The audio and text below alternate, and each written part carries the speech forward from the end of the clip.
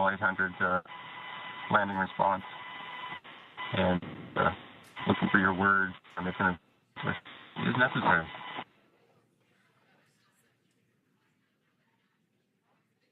In the distance, we can see the recovery vessel making its way. Copy, you're in Section 2 for the environmental assessment in 4.800. That is not necessary today. Understand. Raise and advise. Returned home with NASA astronauts Nick Hague, Sunny Williams, Butch Wilmore, and Roscosmos cosmonaut Alex. Section 2, 4.800 landing response, and looking for your words, and it's going to is necessary.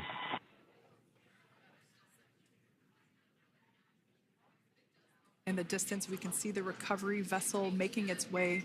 Copy, you're in Section 2 for the environmental assessment in 4.800. That is not necessary today. Understand. Raise and advise. So we will continue to have communications between the Corps and Nick Hague, the commander of Crew Dragon Freedom, which just splashed down 2 minutes ago off the coast of Tallahassee, Florida. Dragon Freedom has returned home with NASA astronauts Nick Hague, Sunny Williams, Butch Wilmore, and Roscosmos cosmonaut Alexander Gorbunoff. They're back on Earth after approximately 17 hours of a return journey from space. The SpaceX recovery ship and team have been waiting for Dragon's splashdown, and they will now make their way to the splashdown location.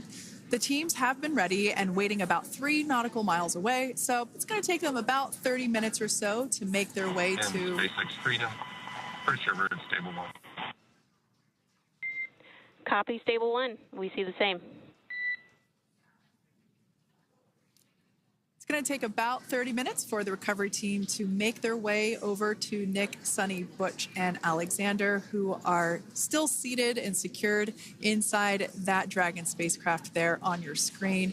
Incredible views there of that thermal protection system, or TPS.